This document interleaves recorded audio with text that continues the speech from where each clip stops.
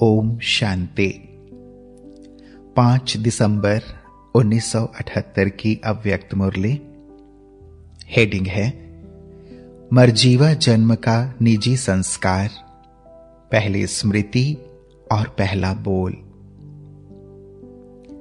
सर्व आत्माओं पर तरस खाने वाले विश्व की सर्वश्रेष्ठ आत्माओं प्रति बाप दादा बोले। आज बाप दादा विश्व की सर्वश्रेष्ठ आत्माओं को देख हर्षित हो रहे हैं। सर्व आत्माओं में से बहुत थोड़ी सी आत्माओं का ऐसा श्रेष्ठ भाग्य है। जैसे बच्चे भाग्य विधाता बाप को देख हर्षित होते हैं, वैसे बाप भी भाग्यवान बच्चों को पाकर बच्चों से भी ज्यादा खुश होते हैं। क्योंकि इतने समय से और इतने सब बच्चे बिछड़े हुए फिर से मिल जाएं तो क्यों नहीं खुशी होगी। हर बच्चे की विशेषता या हर सितारे की चमक, हर रूह की रंगत, रूहानियत की ईश्वरीय झलक जितना बाप जानते हैं उतना बच्चे स्वयं भी कब भूल जाते हैं। सर्व विघ्नों से, सर्व प्रकार की परिस्थितियों से या तमोगुणी प्रकृति की आपदाओं से सेकेंड में विजयी बनने के लिए सिर्फ एक बात निश्चय और नशे में रहे। वह कौन सी? जो बार बार जानते भी हो, संकल्प तक स्मृति में रहते हो, लेकिन संस्कार रूप में नहीं रहते हो। सोचते भी हो, समझते भी हो, सुनते भी हो, फिर भी कभी कभी भूल जाते हो। वह क्या? बहुत पुरानी बात है। वाह रे मैं, यह सुनते खुश भी होते हो, फिर भी भूल जाते हो। इस मरजीवा जीवन के जन्म के संस्कार वाह रे मैं ही हैं।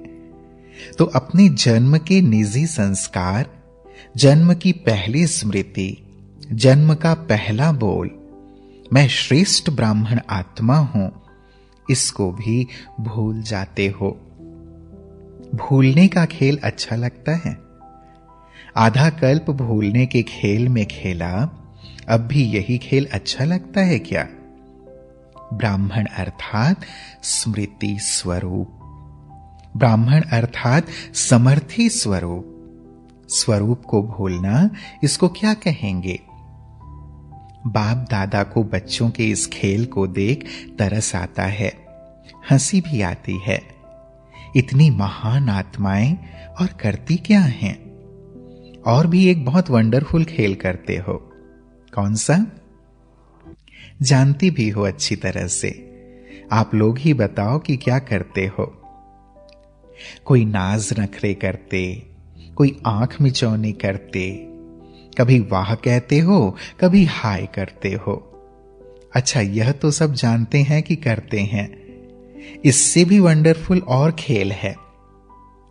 जब बाप के बच्चे बने, मरजीवा बने, तो पहली प्रतिज्ञा कौन सी की?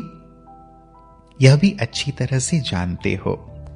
वायदा क्या किया उसको भी जानते हो। बाप ने वायदा कराया और आपने स्वीकार भी किया। स्वीकार करने के बाद फिर क्या करते हो?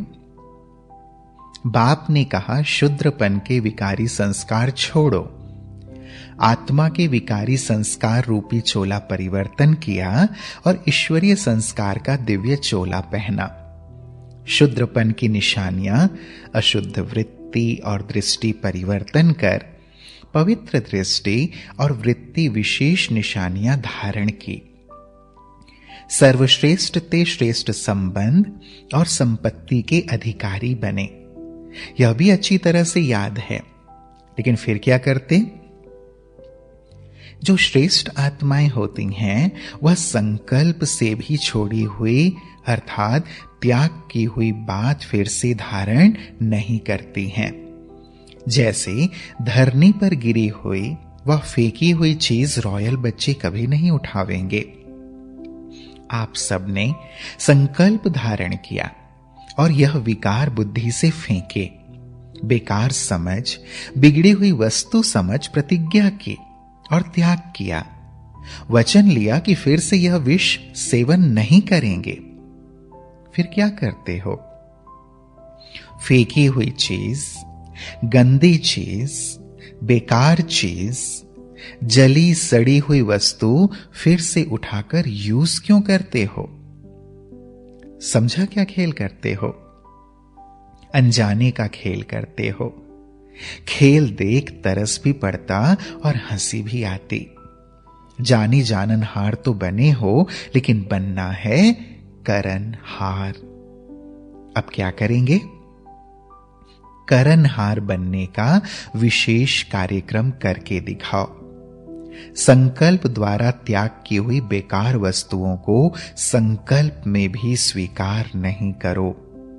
सोचो और स्वयं से पूछो, कौन हूं और क्या कर रहा हूं? वचन क्या किया और कर्म क्या कर रहे हैं? वायदा क्या किया और निभा क्या रहे हैं? अपनी स्वमान, श्रेष्ठ स्मृति, श्रेष्ठ जीवन के समर्थी स्वरूप बनो। कहना क्या और किया क्या? ऐसे वंडरफुल खेल अब बंद करो। श्रेष्ठ स्वरूप, श्रेष्ठ पाठधारी बन श्रेष्ठता का खेल करो। ऐसी संपूर्ण आहुति का संकल्प करो, तब परिवर्तन समारोह होगा। इस समारोह की डेट संगठित रूप में निश्चित करो। अच्छा, ऐसे दृढ़ संकल्पधारी, संकल्प और स्वरूप में समान मूर्त, जाननहार और करनहार, हर कर्म द्वारा स्वयं की श्रेष्ठता और बाप की प्रत्यक्षता करने वाली सर्वश्रेष्ठ आत्माओं को बाप दादा का याद प्यार और नमस्ते। हम बच्चों का भी प्राणेश्वर बाप दादा को याद प्यार और नमस्ते नमस्ते नमस्ते। फिर प्यारे बाप दादा ने दीदी जी से मुलाकात की। बाप तो हर बच्चों के बुलाने पर आ जाते हैं। बच्चे जो आज्ञा करें वह मानते हैं, लेकिन इस बार कुछ साथ में ले भी जाना है। बच्चे तो साथ हैं ही, लेकिन साथ ले क्या जाएंगे?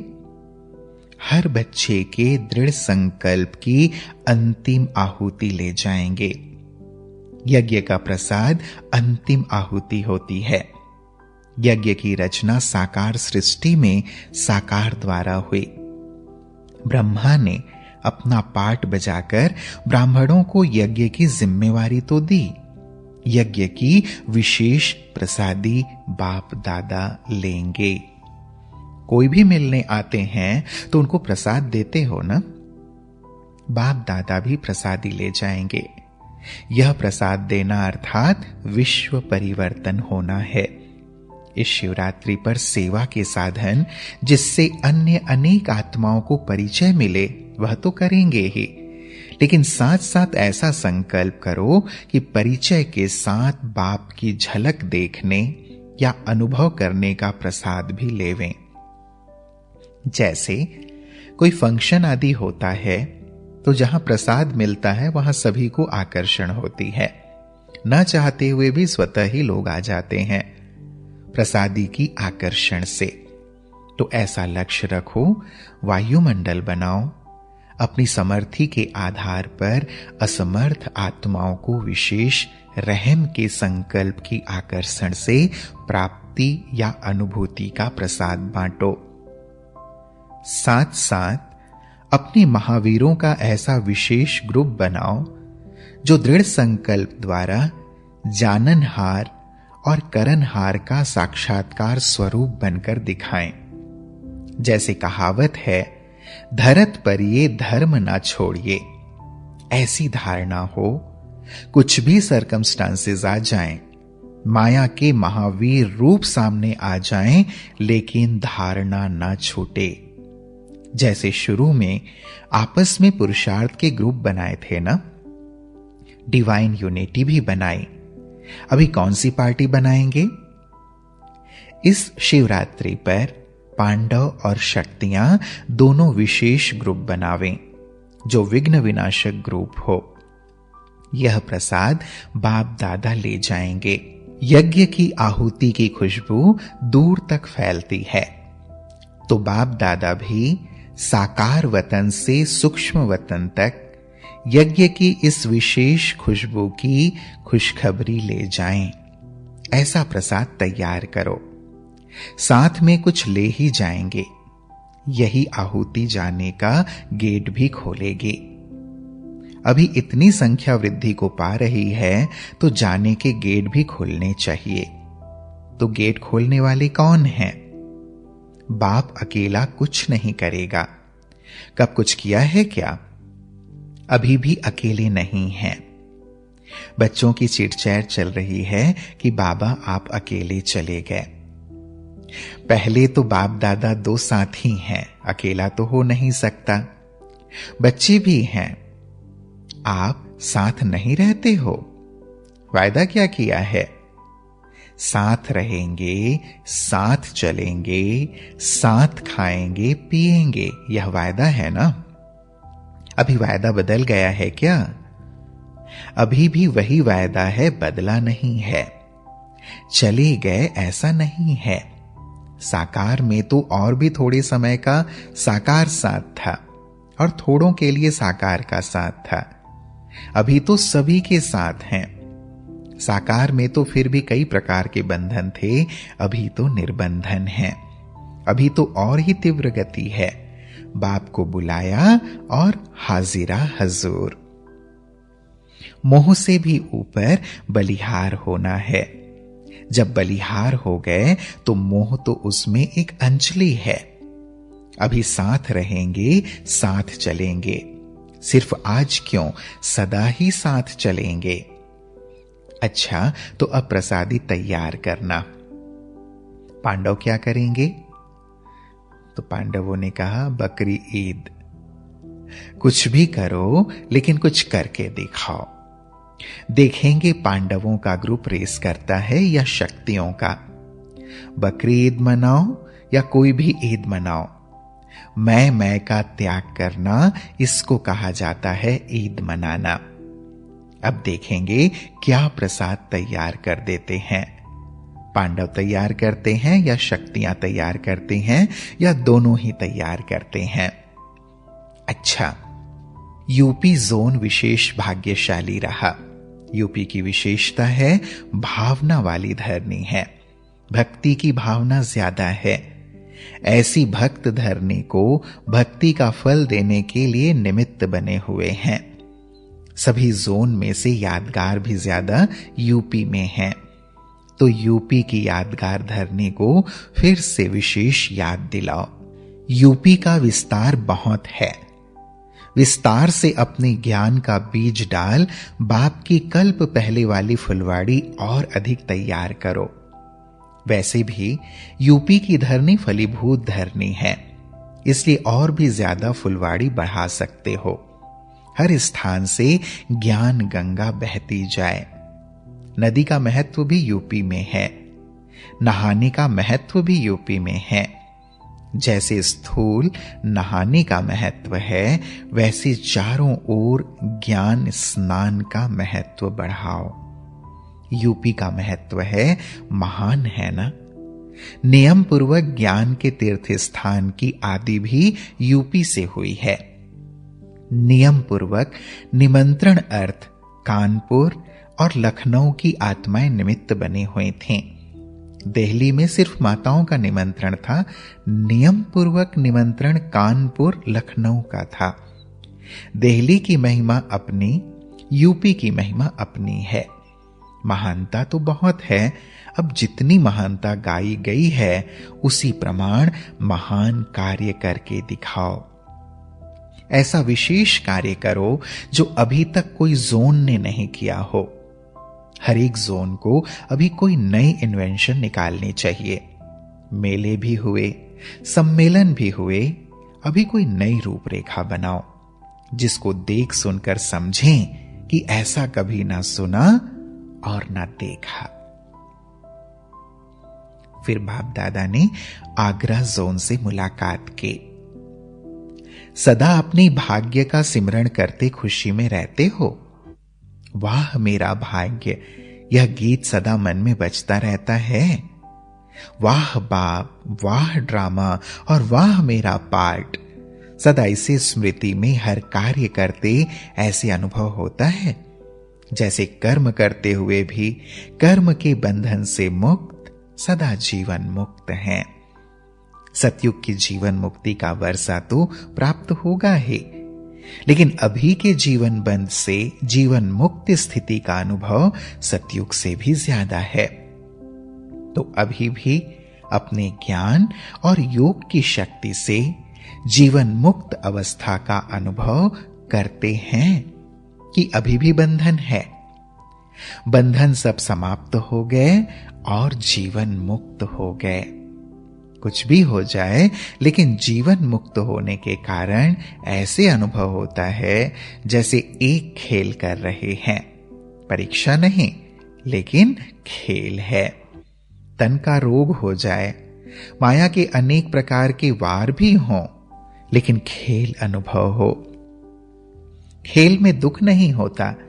खेल किया ही जाता है मनोरंजन के लिए, दुख के लिए नहीं।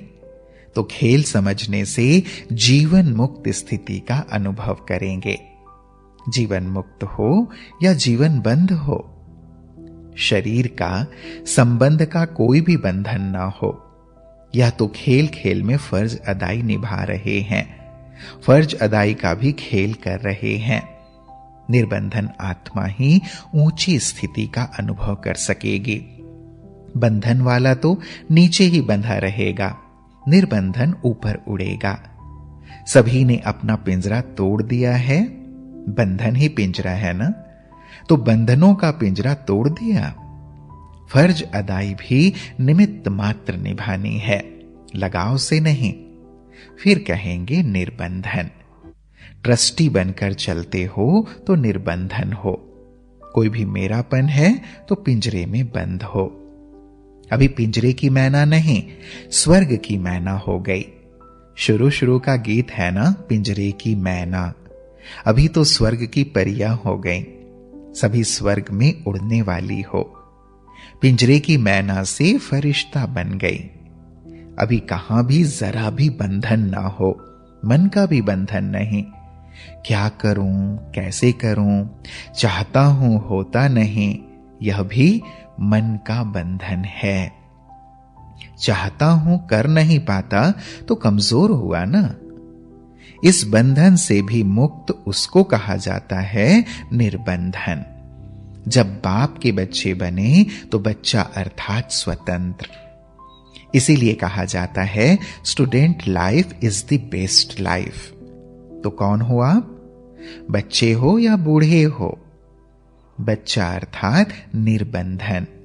अगर अपने को पास्ट जीवन वाले समझेंगे तो बंधन है, मरजीवा हो गए तो निर्बंधन। चाहे कुमार हो, चाहे वानप्रस्थी हो, लेकिन सब बच्चे हैं।